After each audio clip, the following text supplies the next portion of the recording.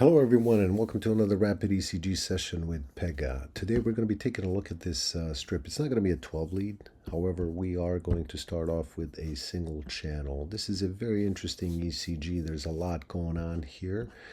And before we get into it, I do want to remind you to work on your method. It doesn't matter what it is. It doesn't matter how many steps it has, but it's really going to help you out when you're tired, when you're just baffled by what's in front of you. So work on your method. Mine saved me on this one.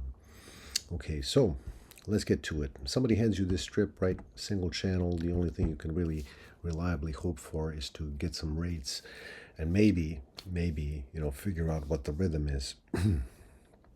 So let's get to it. This really stood out to me right off the bat. You have these kind of wide, they seem to be consistent beats, and then the QRS narrows out. And then we get a change in vector depolarization, right? Sorry, let me just switch colors here real quick. So see how this depolarization is moving that way. Here it's kind of equiphasic, if you will.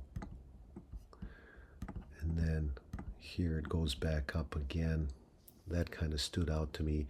As far as the baseline is messy, right? So there's something going on. Initially, I thought this was atrial fibrillation. It is not. It is not. But let's keep going. So these wide beats, I want to see how wide they are.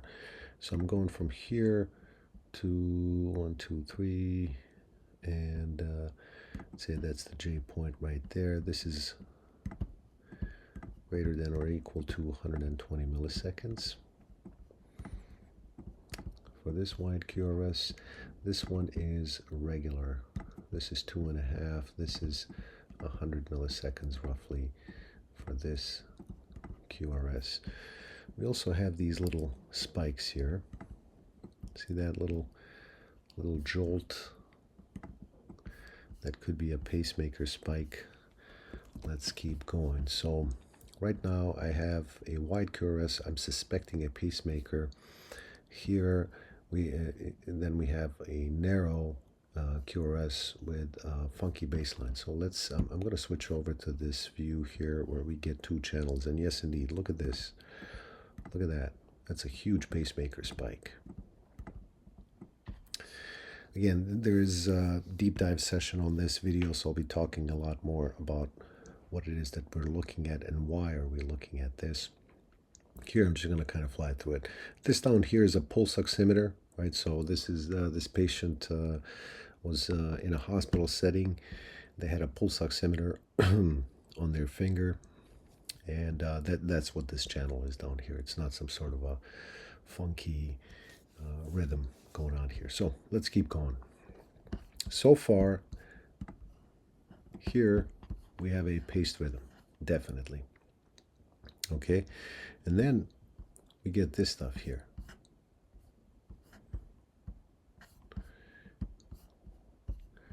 You get this polarity of the QRS changes. Definitely a QRS spike.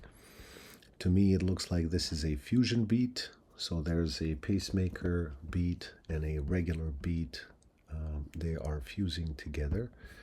So we have fusion beats, and if you watch the previous videos, we saw fusion beats in the context of ventricular tachycardia. Here we're seeing it in a different context. So that's definitely possible. Several different ways you can get fusion beats. And then over here, I'm looking at the baseline. Now the baseline over here just looks like has this M-wave signature. This to me looks like bilateral atrial enlargement. So both of the atria are enlarged. And that immediately makes me suspect that this is atrial irritation that's driving this rhythm over here. So atrial irritation could be flutter, could be fibrillation. Fibrillation is highly unlikely here. There seems to be too much regularity here.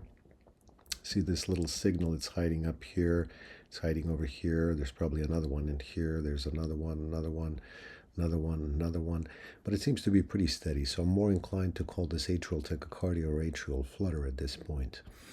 Also, the narrow QRS is taking the His-Purkinje system, so the AV node is letting things through from time to time. And if it doesn't, the pacemaker kicks in. Let me just see what the pacemaker is set to. Oopsie daisy, there we go. Okay.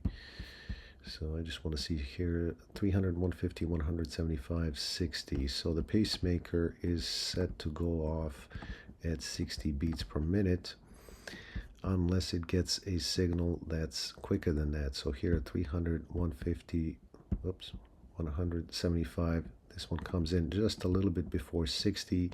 So yes, this is a pacemaker that's set to go off at 60 beats per minute, unless it gets, overdrive suppression.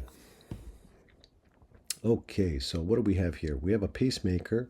Sometimes the signal comes through from the atrium. Sometimes we get fusion of the signal, and bilateral or bifid atrial enlargement. That's an indication that this person has a lot of stress in the atrium, and that's pretty common with COPD patients or anybody that has some sort of hypertension. Really, well, not everybody. This is definitely related to the respiratory system, if you will. Okay, one other thing. See, these were initially not interesting to me, but when I started taking a look at them a little bit closer, I see that they are not regular. Okay, see, this one comes in late. This one seems to be about the same as this one over here. This one comes in a little bit early, and then this one obviously is late. So there's an irregularity here. There's an irregular ventricular response. That can be seen with atrial tachycardia, but it tends to be a little more consistent. Here, the irregularity just seems to be a little bit more irregular. So I'm assuming that this person is having atrial flutter going on here. So I think we have atrial flutter. So this irregularity here is one of the things that pushes me in that direction. The bilateral atrial enlargement is another thing that pushes me in the atrial flutter direction. And then also, imagine if these beats did not occur. Maybe this person would have a ventricular standstill here, right? And it would be 4 or 5 seconds long. That's probably why they're wearing a pacemaker. Imagine if this fusion beat just didn't happen, you would have, another little ventricular pause here happening. So going back to this strip over here, it was a little bit difficult to figure out, but here with this precordial perspective and with these pacemaker spikes being exaggerated and made things a whole lot easier. Imagine if we had a 12 lead. But what do we have here? We have atrial flutter. We have a paced rhythm that's set to go off if the heart rate drops below 60 or it gets to 60.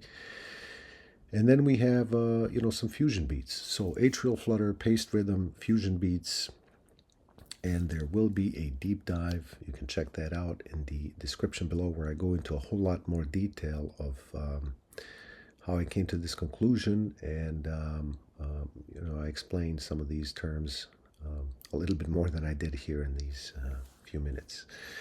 Thank you for joining us on this rapid session, and we'll see you on the next one.